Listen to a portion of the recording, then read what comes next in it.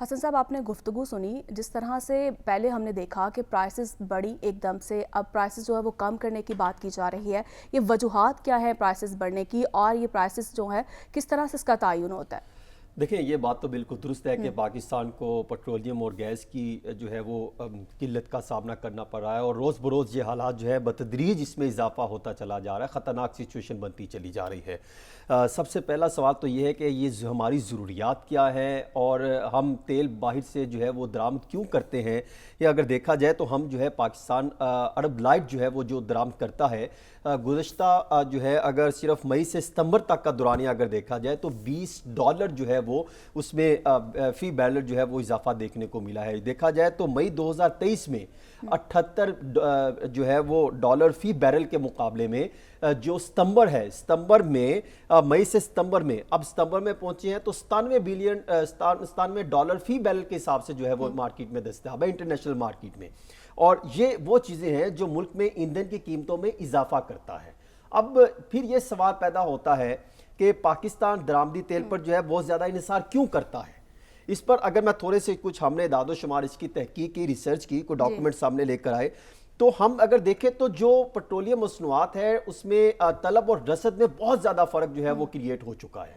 اس وقت پٹرولیم مصنوعات کی جو پاکستان کو جس کی جو ڈیمانڈ ہے وہ 26 ملین میٹرک ٹن ہے، اور ہم جو ہے مقامی صلاحیت 14 ملین میٹرک ٹن جو ہے وہ اس کی کریٹ کرتے ہیں. اور 2035 میں 26 سے بڑھ کے جو آج 26 ہے وہ 44 ملین میٹرک ٹن تک پہنچ جائے گی. تو یہ جو گیپ ہے یہ بھی ہم نے پورا کرنا ہے.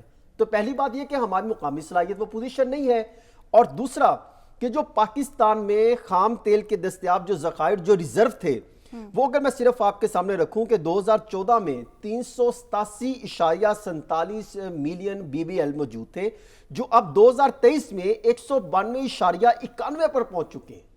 دیکھیں آپ کتنا فرق ہوا 2014 سے 2023 تک، 194.56 ملین BBL کا فرق ہو گیا.